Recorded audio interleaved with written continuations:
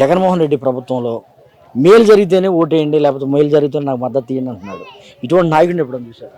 అవునండి. ఇప్పుడు మరి మాకు మేలు జరిగింది కాబట్టి మమ్మల్ని ఓటేయమని అడుగుతున్నాడు. మాకు మేలు జరిగింది, మేము ఓటేయడానికి సిద్ధంగా ఉన్నాం. మేమే కాదు, మా కుటుంబ సభ్యులు అందరం కూడా ఓటేయడానికి సిద్ధంగా ఉన్నాం. ఎటువంటి మేలు జరిగిందమ్మా? ఎటువంటి మేలు అంటే పిల్లలకి అమ్మఒడి వస్తుంది, ప్లస్ ఫ్రీ రేషన్ వస్తుంది, మాకు ఇళ్ల పట్టాలు వచ్చినాయి, మా రిలేటివ్స్, మా చుట్టాలు, తెలిసిన వాళ్ళకి, బంధువులకి అందరికీ వచ్చినాయి, మా ఇంట్లో చాలా మందికి వచ్చినాయి.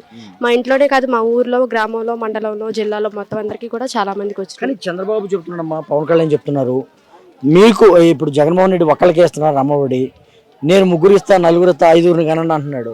దీన్ని ఎలా చూస్తారు? 2019కి ముందుకి 2015, 2014 లాస్ట్లో చంద్రబాబు నాయుడు గారు వచ్చారు. ఆయన వచ్చే ముందు చాలా వాగ్దానాలు చేశాడు, చేసిన ఏ ఒక్కటి కూడా నెరవేర్చుకోలేదు. అప్పుడు చాలా బాగా గుర్తున్నాయి. అప్పుడు వేయలేదు కాబట్టి అప్పుడు వేయని అతను ఇప్పుడు ఎలా ఇస్తాడు? ఫస్ట్ టైం మోసం చేశారు, రెండోసారి కూడా ఇస్తాడని మేము ఎలా నమ్ముతాం?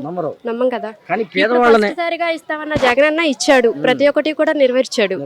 అలాగే ఒక్కటి కూడా నెరవేర్చిన చంద్రబాబు గారు మళ్ళీ ఇప్పుడు రెండోసారి ఇస్తారని మాటిస్తే మేము ఎలా నమ్ముతాం? చంద్రబాబు అంటున్నాడు, అమ్మ పేదల్ని కోటీశ్వరులు చేస్తా, ఈసారి సంపద సృష్టిస్తా అంటున్నాడు. చేస్తారు అనే దానికి ఎవరిని చేస్తారు ఏంటో మాకైతే తెలియదు. పేదలు మాత్రం అలాగే ఉంచుతాడు, ఇంకా గొప్ప కూలిపోయేలా చేస్తాడే తప్ప నుంచి పైకి అయితే లేపడు. అసలు నమ్మట్లేదా మీరు? లేదండి, మేము పైకి లేగాలి అంటే జగన్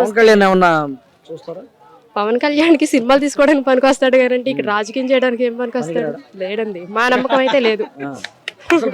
అసెంబ్లీకి పంపించండి అన్న అడుగుతున్నాడు బాబు. ఎవరిని?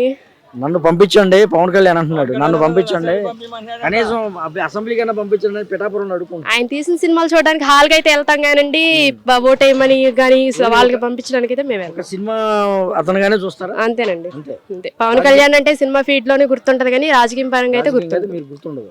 ఏంటమ్మా, ఎలా ఉంది గుడివాడ పరిసర ప్రాంతాల్లో, ఎలా ఉంది పరిస్థితి?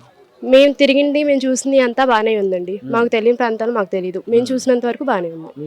చూసిన ప్రాంతాల్లో ఎలా ఉంది? జగన్ అంతా బాగానే ఉంది. చంద్రబాబు నాయుడుకి ఆయన చేసిన 5 సంవత్సరాలకి ఇప్పుడు ఈయన చేసిన 5 సంవత్సరాలకి చాలా తేడా కనపడింది.